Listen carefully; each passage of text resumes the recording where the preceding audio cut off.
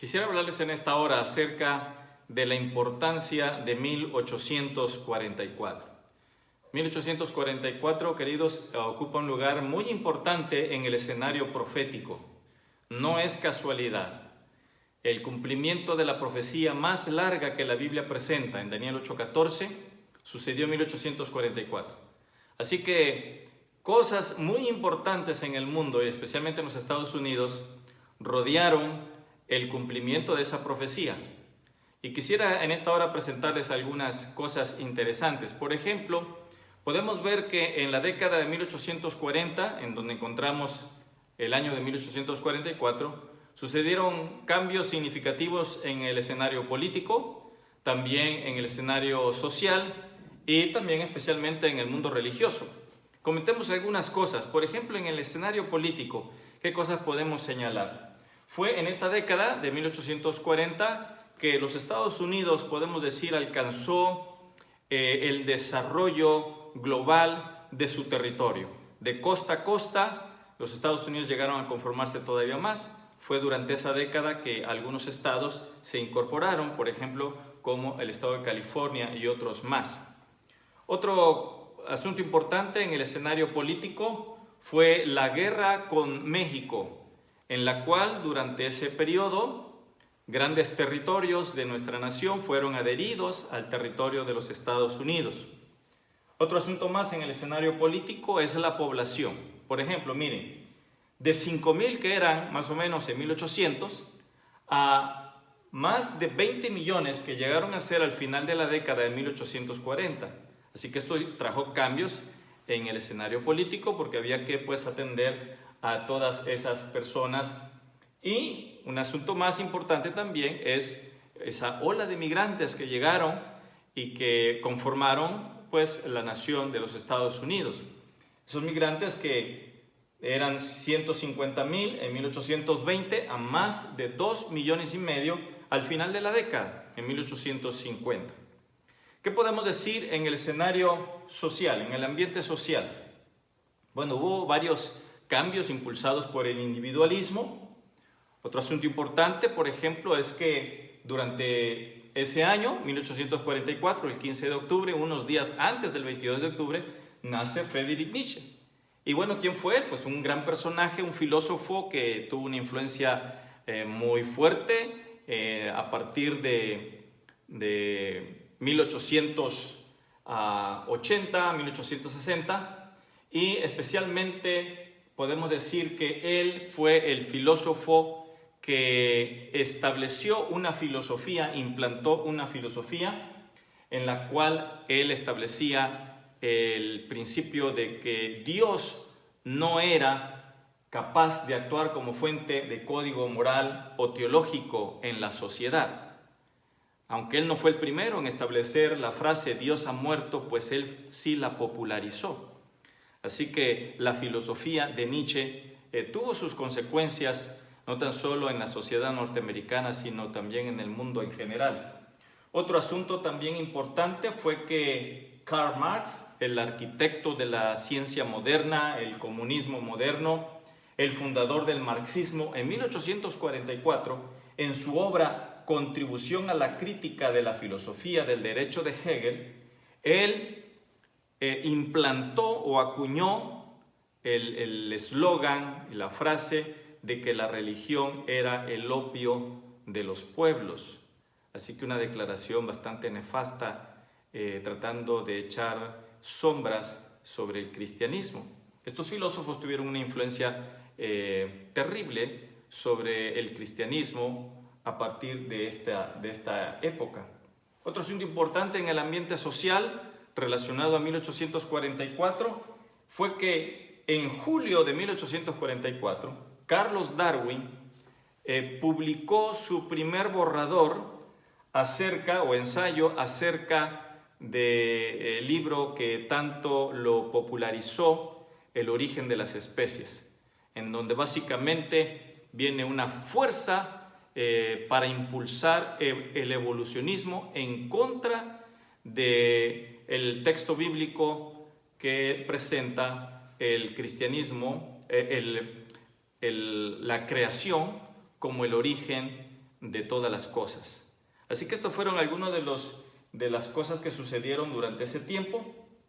Otra cosa más en el ambiente social durante esa década es que los Estados Unidos llegó a ser una nación de un consumo elevado de alcohol, de tal manera que había una preocupación nacional.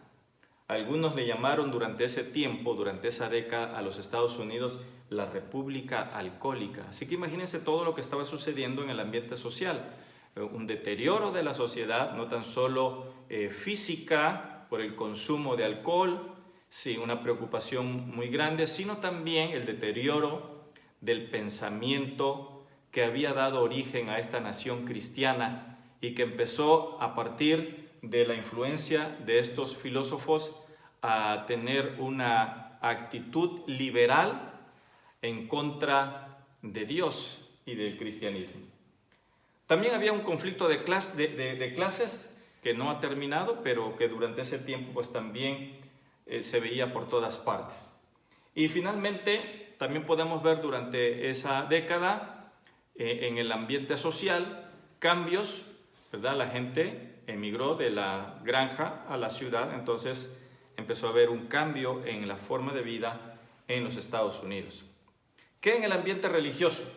Pues en el ambiente religioso también hubo cambios significativos durante esa década y especialmente en 1844. Hubo un fermento religioso, es decir, por todas partes había movimientos de reavivamiento, predicadores espectaculares, espiritistas, profetizadores, célibes, polígamos, abundaban por todas partes. El énfasis wesleyano sobre la gracia gratuita produjo un asombroso aumento en la primacía de la experiencia religiosa. Y entonces, a consecuencia de todo esto, pues, los campestres fueron verdaderos invernaderos espirituales. Así que vean todo lo que estaba sucediendo en los Estados Unidos y manifestaciones de todo tipo, ¿no? Gritos, las personas se tiraban. Había una manifestación de la experiencia religiosa desbordada. Muchos decían tener sueños y visiones.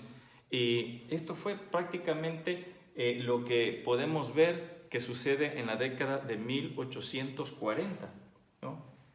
En el ambiente religioso. Bueno, nosotros los adventistas del séptimo día hemos identificado una profecía muy especial que se encuentra en Daniel 8:14, la profecía de los 2300 días de tardes y mañanas, o la profecía de los 2300 años.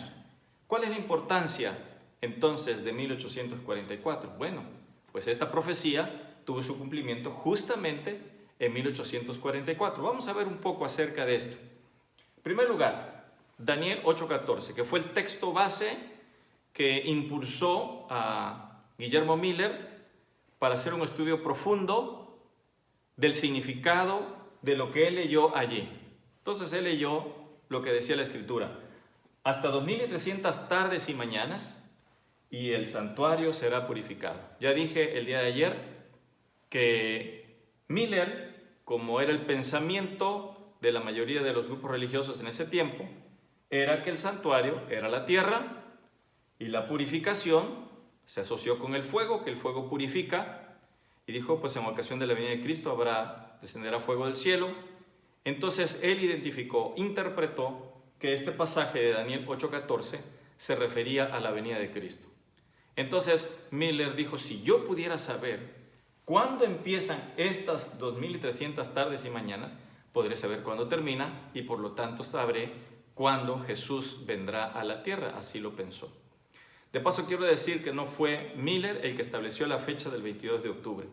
Él nunca estableció una fecha específica, sí un periodo, 1843, 1844. Pero fue Samuel Snow el que estableció el 22 de octubre. Pero ¿cómo llegó pues entonces a esa conclusión? Daniel 8:17 le da la respuesta a Daniel, que tuvo ese sueño, esa visión, y que quedó perplejo, le da la respuesta del ángel enviado por Dios.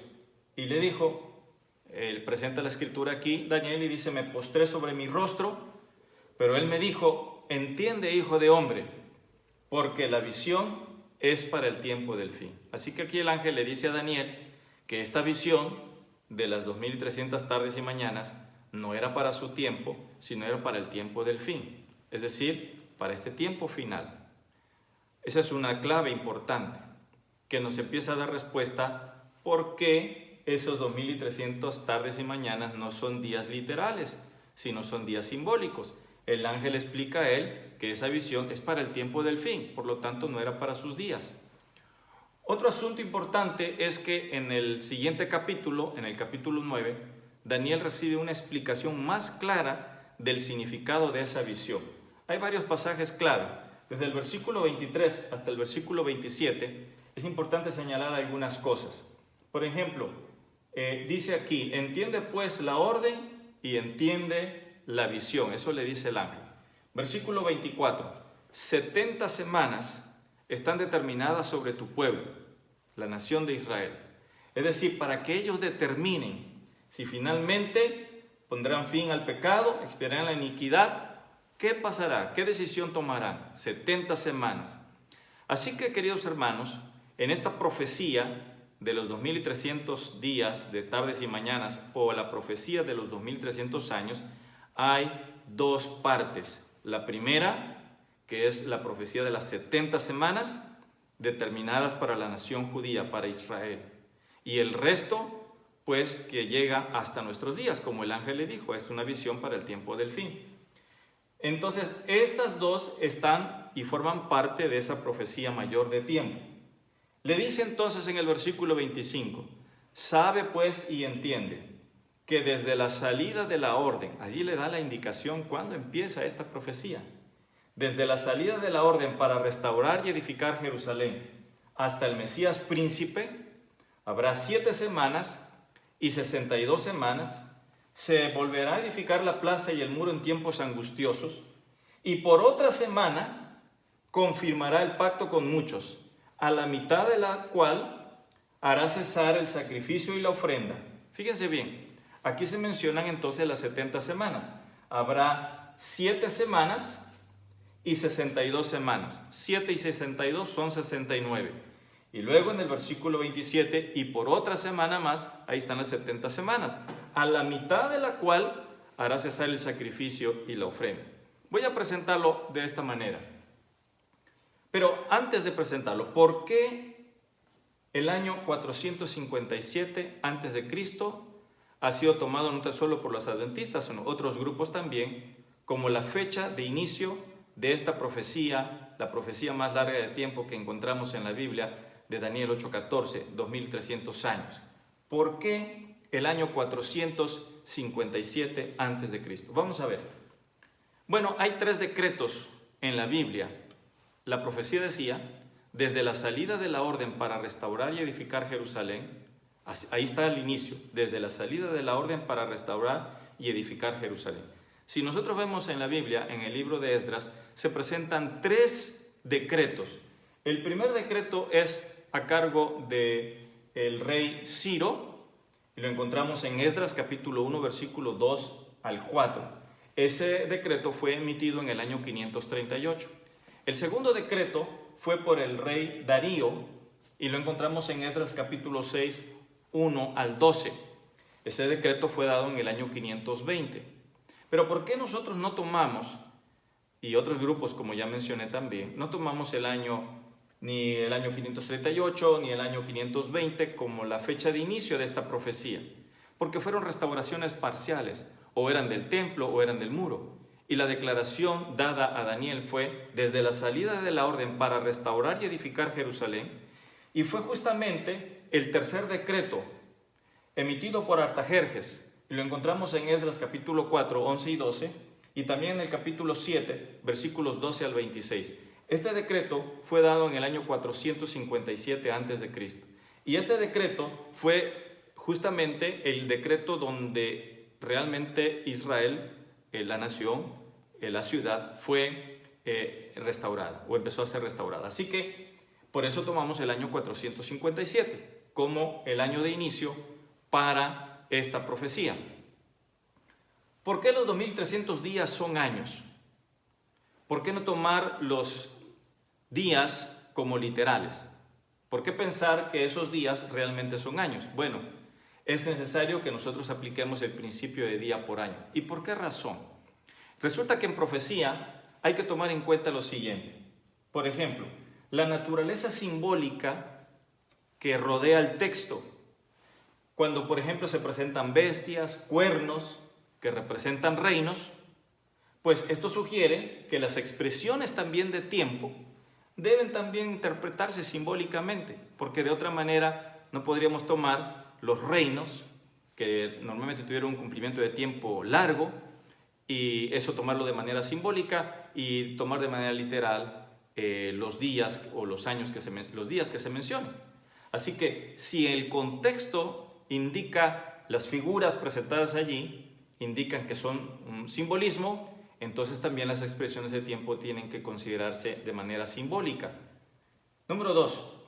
Muchos de los acontecimientos y de los reinos representados en las profecías abarcan, como ya mencioné, largos periodos de tiempo, siglos. Lo que sería imposible si las expresiones de tiempo que las representan se tomaran de manera literal. Y en tercer lugar, las expresiones peculiares, ¿no?, utilizadas en el texto bíblico de tiempo, sugiere una interpretación simbólica. Por ejemplo, en este caso muy particular, cuando dice 2300 tardes y mañanas, es una forma peculiar, no es una forma natural de presentar el tiempo. Y a manera de ilustración yo les puedo decir, por ejemplo, que viví la manera, digamos, correcta de decir que yo viví, por ejemplo, en Puebla del 2015 al 2018. Esa es la forma normal. Yo no diría, viví por 162 semanas en Puebla. Esa no es una forma peculiar. Y si yo utilizo esta, o se utiliza en la Biblia una forma peculiar de expresar el tiempo, entonces esta es una señal de aplicar el principio de día por año. Eso quiere decir que es una expresión simbólica. Bueno, así sucede en asunto de profecía, y cuando esto pasa, es necesario aplicar el principio de día por año. ¿Qué pasajes son claves para la interpretación del principio de día por año? Una es Números 14:34. En Números 14:34, el Señor le indica a Moisés, conforme al número de los días, de los 40 días en que recorriste la tierra, llevaréis vuestras iniquidades 40 años, un año por cada día, y conoceréis mi castigo. Y también encontramos en Ezequiel capítulo 4, versículo 6. Cumplidos estos, te acostarás sobre tu lado derecho, segunda vez, y llevarás la maldad de la casa de Judá 40 días, día por año te lo he dado.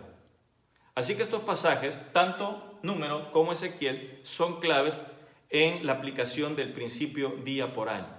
Es decir, en profecía, un día representa un año. Y la profecía que nosotros estamos considerando ahora, la profecía de las 2300 tardes y mañanas, representa 2300 años, porque abarcan periodos considerables de tiempo, y las expresiones simbólicas que aparecen en esta profecía nos indican que también las expresiones de tiempo deben considerarse como unas expresiones simbólicas de tiempo, es decir, representan tiempo mayor, no son días, sino años. Aquí tenemos esta profecía y he puesto este diagrama para ilustrar la profecía de los 2300 años. Entonces, dice la profecía, recuerden que desde la salida de la orden para restaurar y edificar Jerusalén hasta el Mesías príncipe habrá 7 semanas y 62 semanas.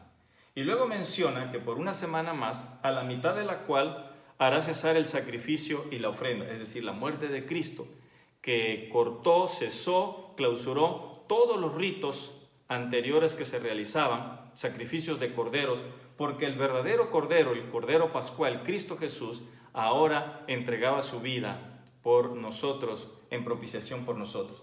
Así que esta primera parte de la profecía mayor es conocida como la profecía de las 70 semanas. 70 semanas. ¿Cuánto tiempo es? Comenzando en el año 457, pues aquí son 7 semanas por 7 días, son 49 años.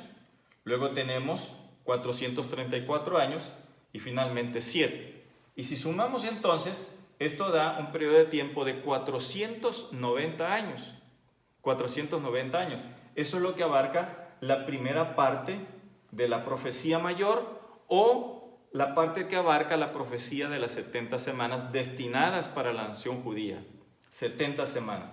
Estos 490 años nos llevan al año 34. ¿Cómo nosotros podemos sacar esta ecuación? Bueno, antes de eso debo decir que antes de Cristo los años se contaban de manera descendente. Es decir, el año 457, el siguiente no era el 458, sino el 456. Y así, el año 5, el año cuarto, el año tercero, segundo, primero, antes de Cristo. Cristo dividió la historia antes de Cristo y después de Cristo. Entonces, así se contaban de manera descendente. Después de Cristo son de manera que se van incrementando. Estamos en el año 2020, el próximo es 2021, luego 2022, así. Ahora, tenemos entonces aquí hacer una ecuación. Empezando en el año 457, debemos restarle entonces en total 490 años. Y eso nos lleva al año 34. No hay año cero. Uno antes de Cristo no sigue el año cero, sino uno antes de Cristo, luego sigue uno después de Cristo. Y eso nos lleva al año 34. ¿Qué sucedió en el año 34? El apedreamiento de Esteban, donde finalmente la nación judía selló su determinación, su rechazo, ¿no? Así que estas 70 semanas proféticas estaban determinadas para que Israel determinara su situación. Entonces después, ahora llegamos al año 34, pero la profecía nos habla de 2300 años.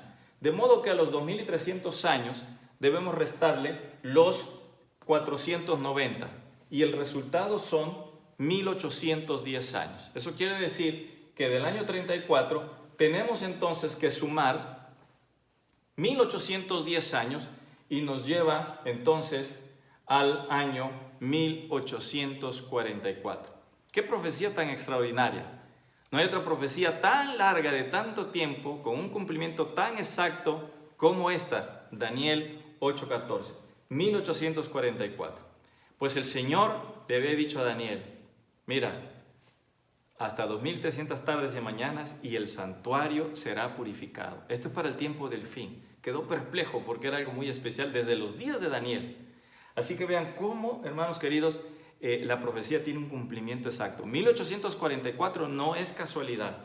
Aunque el enemigo ha tratado de echar sombras sobre ese año y sobre lo que sucedió a partir de 1844, en la profecía bíblica, 1844 ocupa un lugar muy especial, muy especial.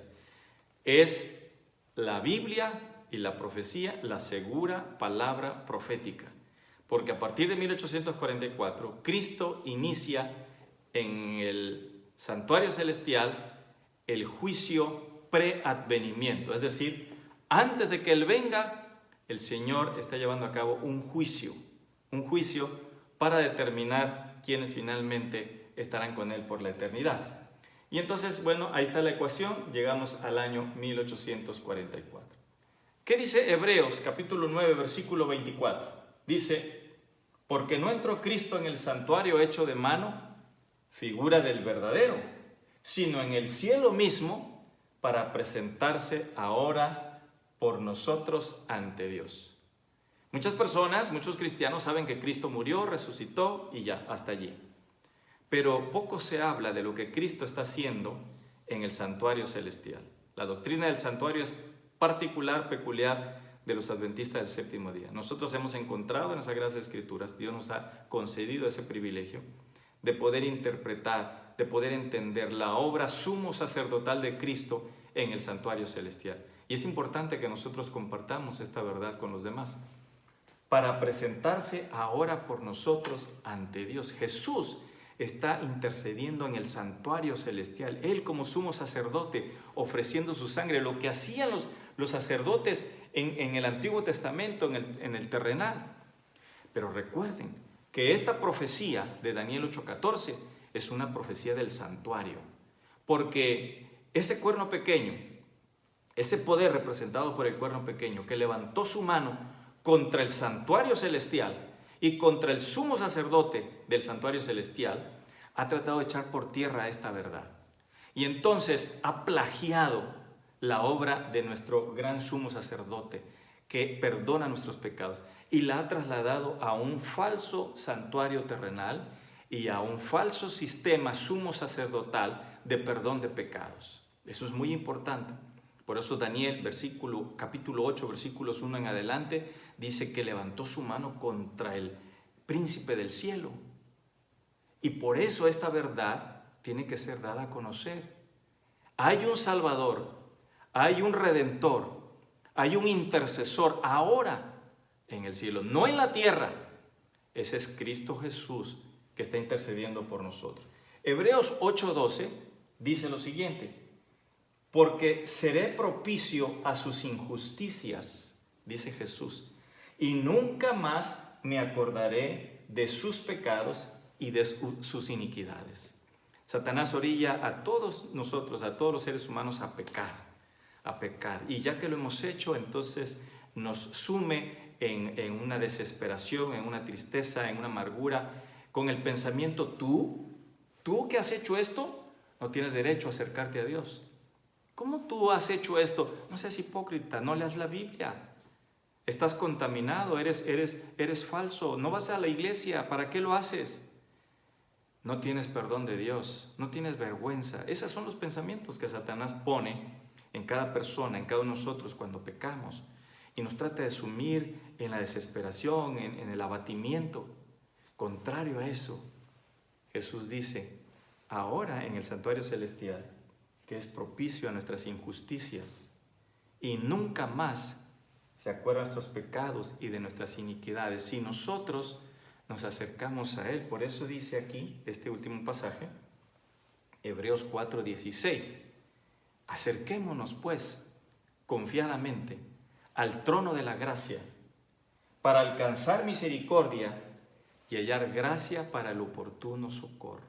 Qué privilegio, qué importante es que nosotros compartamos esta verdad de lo que Cristo está haciendo ahora en el santuario celestial.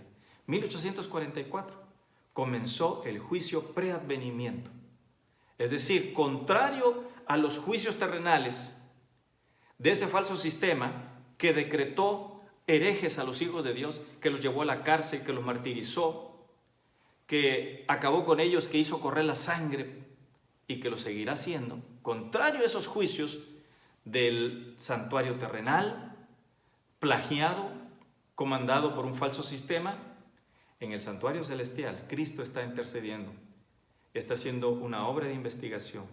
Todos aquellos que aceptan a Jesucristo como Salvador personal, sus nombres son anotados en el libro de la vida del Cordero.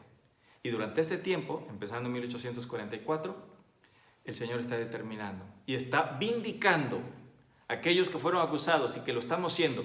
Vindica a sus hijos ante el universo. Mi sangre intercede por ellos, mi sangre, Padre, como sumo sacerdote, Él como el Cordero Pascual, ofreciéndose en favor de nosotros.